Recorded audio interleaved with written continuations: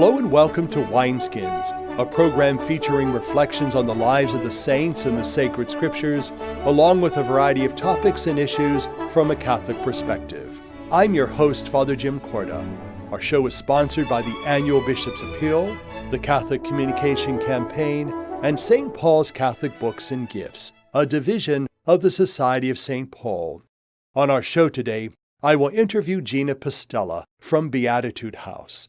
We will also hear more about the life of St. Mark and the readings for this fourth Sunday of Easter. That and more on Wineskins.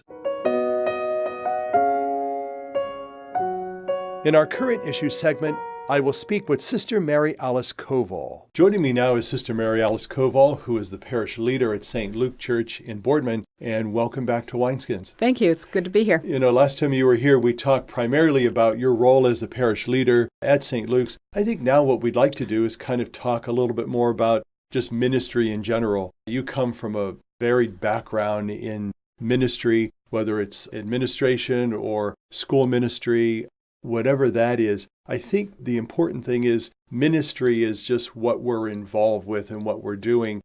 What is ministry to you in your long career? Honestly, I think even though I don't remember the day of my baptism, I believe that I was blessed by God at my birth and then at my baptism, and given gifts that developed over the years.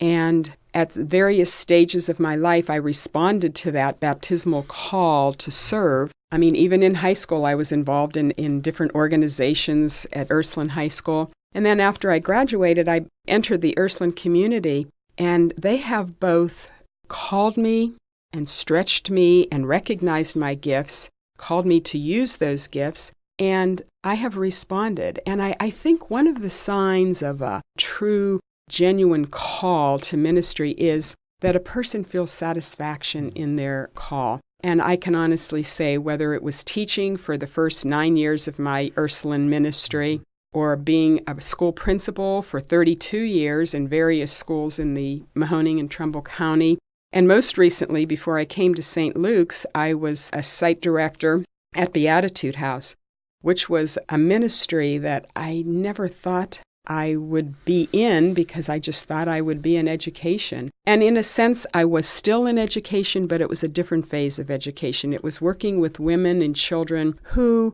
did not have the opportunities, or maybe even know about opportunities, to develop themselves personally, spiritually, and educationally. So I think working with these different groups of people, children, teachers and parents, and most recently at Beatitude House with these women and children who lived there, it has stretched me to recognize God's call to maybe move out of my comfort zone of the past 30 or 40 years and do something different.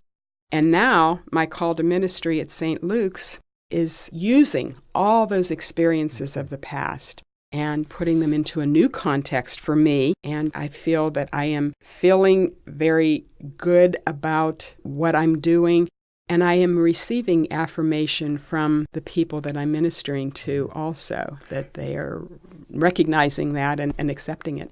One of the words that comes to mind when we talk about ministry is collaboration. We can't do it alone, and we have never been able to do it alone. And so collaboration really is an integral part of who we are as people of God, but also as ministers in the church. How do you see, very briefly, collaboration working hand in hand with ministry? I believe I said that when I first came to St. Luke's, and I certainly did it at Beatitude House too. Working with people who maybe have skills and gifts different than mine, but bringing those gifts to the table and working to develop them in each other and in ourselves. I want to collaborate with the parishioners at St. Luke's, as I had in the past, just because everybody has different gifts, and I think they all work together for the community. We are all church. That means different things to different people, but if you had to kind of state what exactly church is,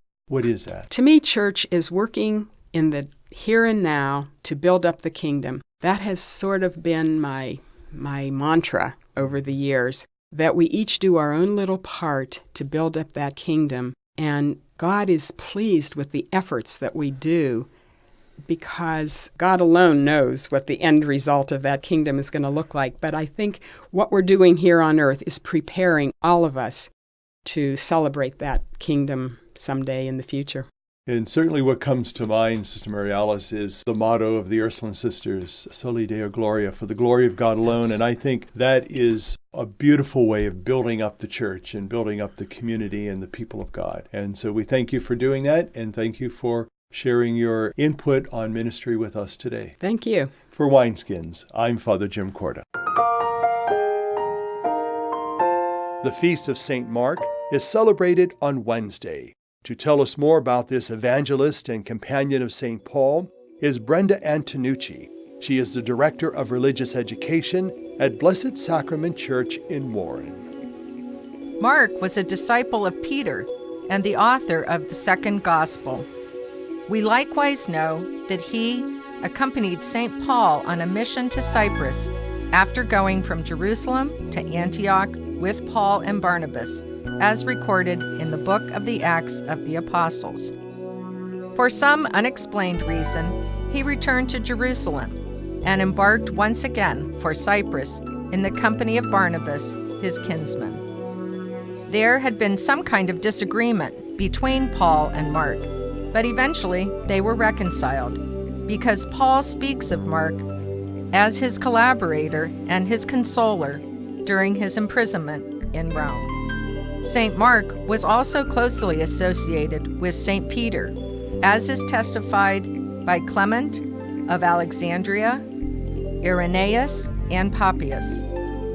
St. Peter refers to Mark as my son, which could mean that Mark had been baptized by Peter. According to the historian Eusebius and the prologue to the ancient Latin version of St. Mark's Gospel, Mark ended his days as bishop of Alexandria. He is the patron of the city of Venice, Italy, which claims to have his relics, which were brought there from Alexandria in the 9th century. His symbol is the head of a lion, taken from the 4 creatures mentioned in Revelation chapter 4, verses 7 and 8. The texts of the prayers in the Mass describe the characteristics of St. Mark. We read in the opening prayer that God gave St. Mark the privilege of proclaiming your gospel. Tradition considers St. Mark to be the interpreter and mouthpiece of St. Peter, for which reason Mark's gospel has sometimes been called the Gospel of St. Peter. Evidently, since Mark was not an eyewitness to the actions and teachings of Christ, he must have learned the details from St. Peter. His gospel is a compendium of the entire life and activity of Jesus from his baptism to Calvary. Its purpose is to proclaim to the Gentiles that Jesus Christ is the Son of God. The entrance antiphon, like the gospel of the Mass, recalls the missionary apostolate mandated by Christ. Go out to the whole world and preach the gospel to all creation. Then the petition in the opening prayer explicitly links the following of Christ with knowledge of the gospel.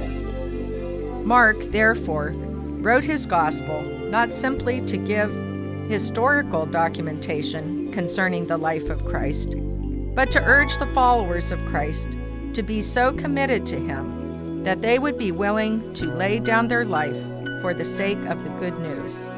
Another thing to be noted about the Gospel, according to St. Mark, is that it does not narrate the events in the life of Christ in a strict chronological order. It is a theological narrative of the life of Christ that terminates after the Passion and death with a revelation of the identity of the Son of God.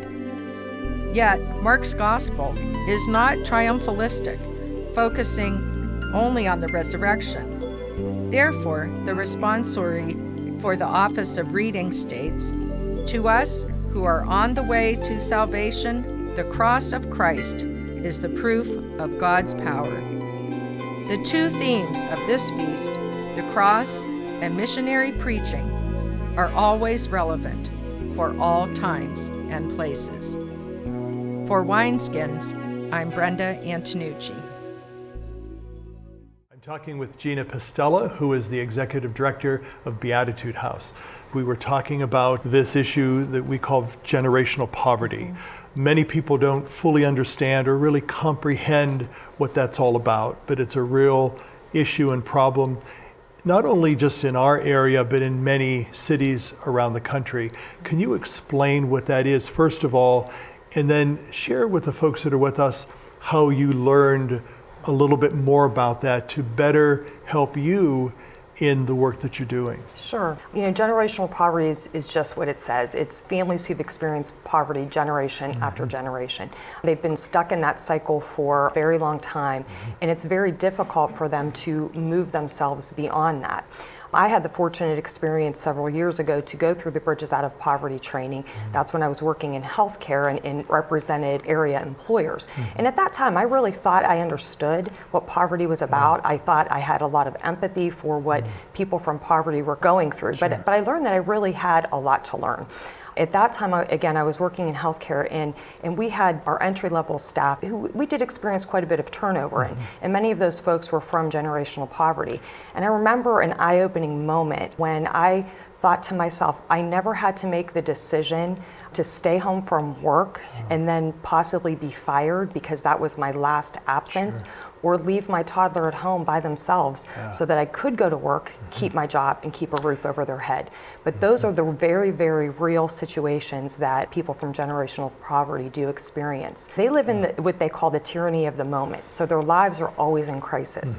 They're managing crisis after crisis, and they don't have the opportunity to put those footsteps forward. We were just talking today, and they were talking about helping some of the women keep appointments. And even something as simple as that, if you keep the appointments for a job interview or for accessing resources or for housing, then you're, again, taking steps forward. But many of them just don't have that structure in their lives. They've never learned to develop that structure because they can't. And so when we get the opportunity to work with these families for longer periods of time, we can help them establish those routines. So then once they leave us, they're able to maintain those routines, take those steps forward so that they can actually change their lives.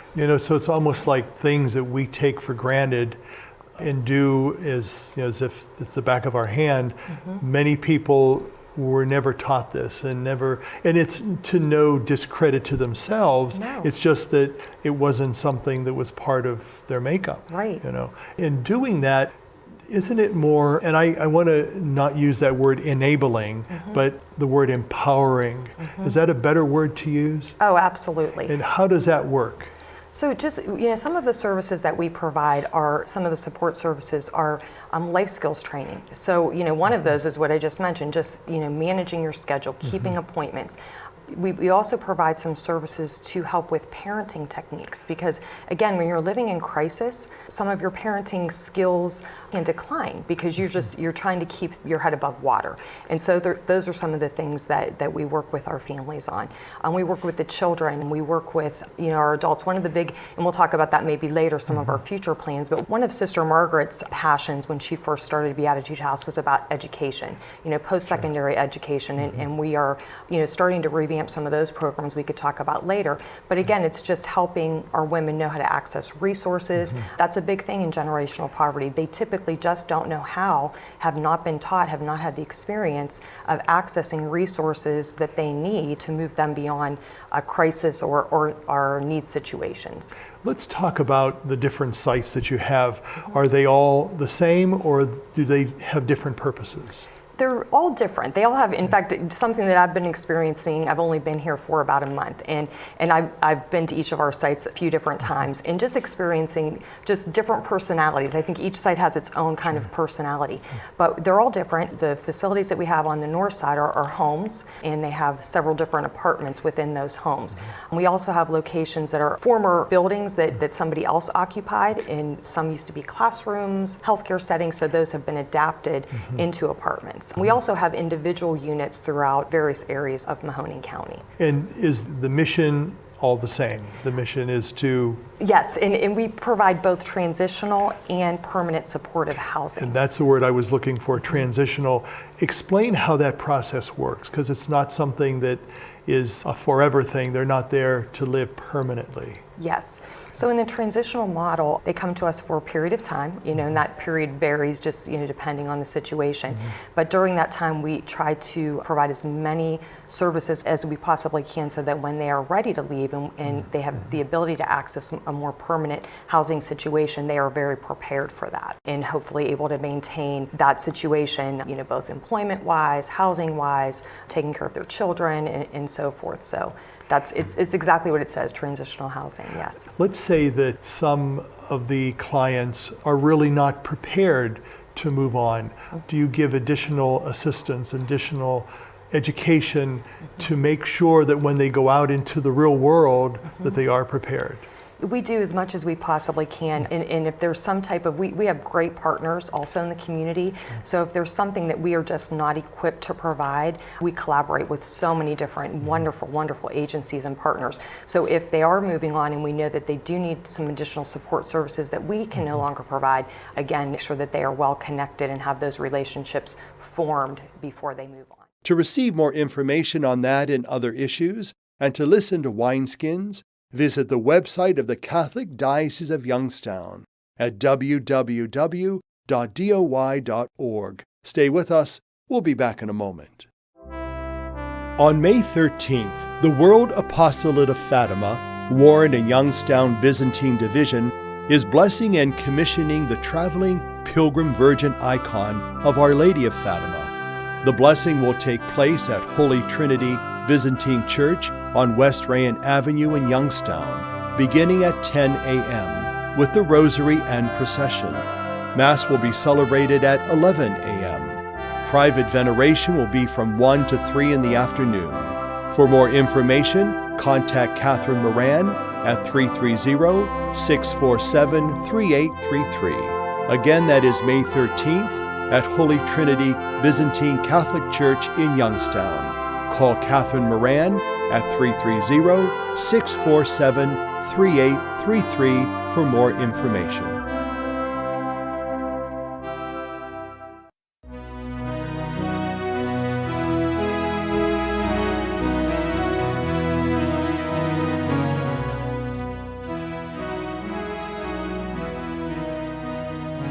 Hello, I am Bishop George Murray of the Catholic Diocese of Youngstown. During this holy season of Easter, we recall the presence of the risen Lord among us. Over 2,000 years ago, he told his disciples, "Remember, I am with you always, even to the end of time." As we celebrate his resurrection, may his gifts of love and joy fill your hearts and homes this Easter season.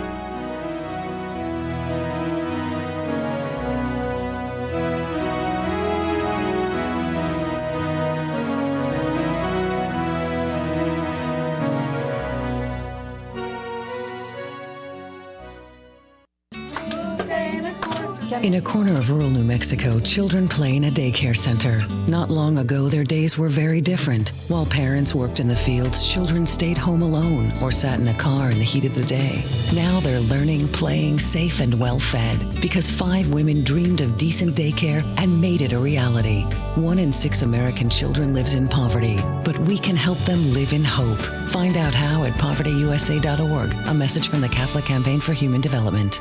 Our song today is by Psalm Music 150. It is from their CD entitled, He's Alive.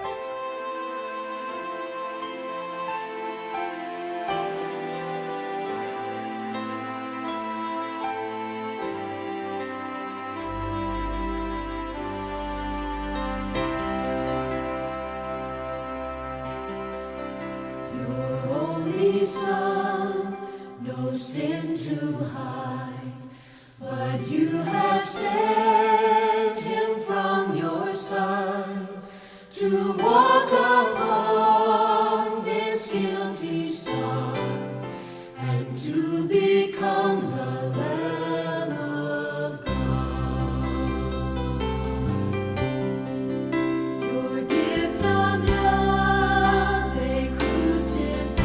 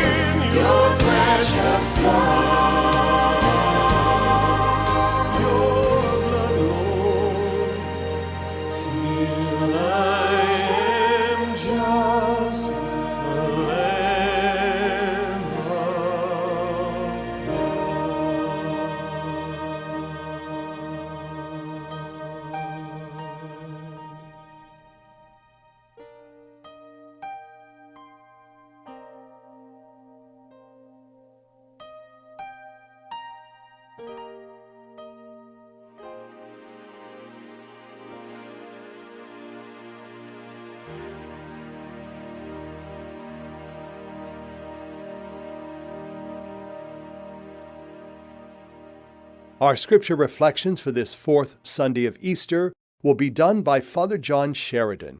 He is pastor of St. Peter Church in Canton and the rector of the Basilica of St. John in Canton. I am the Good Shepherd, and I know mine, and mine know me. In today's Gospel, Jesus teaches us about his true identity as our Messiah, and he teaches us how we are to respond to that truth. At the time of Jesus, a shepherd did not have a high status in the community. Even lower than the status of the shepherd was the hired hand who would assist in shepherding the sheep. This hired hand would get paid to go out and watch the sheep, but at the moment that any danger approached, he would run away. Jesus tells us, a hired man who is not a shepherd and whose sheep are not his own sees a wolf coming and leaves the sheep and runs away, and the wolf catches and scatters them. This is because he works for pay and has no concern for the sheep. The hired man represents those who claim to care for the souls of people, but are not willing to go to any trouble for them. The shepherd, on the other hand, represents the one who cares deeply for the sheep. A shepherd was usually a dirty, filthy person who was typically not very sociable with other human beings. He spent all day with the sheep, and therefore never really had the opportunity to get to know other people or to develop social skills. But his whole life was dedicated to his sheep. He would do whatever he could to preserve the sheep. The sheep belonged to the shepherd, and so they were his entire life. That is what we are to Jesus. We are the sheep that he would do anything to preserve. In fact, he already did it. He died so that we could live. He gave himself freely into the hands of the wolf so that we, the sheep, could be saved. Jesus said, "This is why the Father loves me, because I lay down my life in order to take it up again." Like a shepherd in his own time, Jesus was often scorned by society. They were not ready to accept him. We heard from a speech of St. Peter in the first reading from the Acts of the Apostles. He spoke to the elders and the leaders of the people and said that Jesus is the stone rejected by you, the builders, which has become the cornerstone. There is no salvation through anyone else, nor is there any other name under heaven given to the human race by which we are to be saved. Jesus The only Son of God and the Messiah is our salvation. He has been rejected and scorned, but he freely laid down his life for us. Because of this, we are his sheep. We are the flock that he cares for. And as St. John says in our second reading, we are God's children now. What we shall be has not yet been revealed. We do know that when it is revealed, we shall be like him, for we shall see him as he is.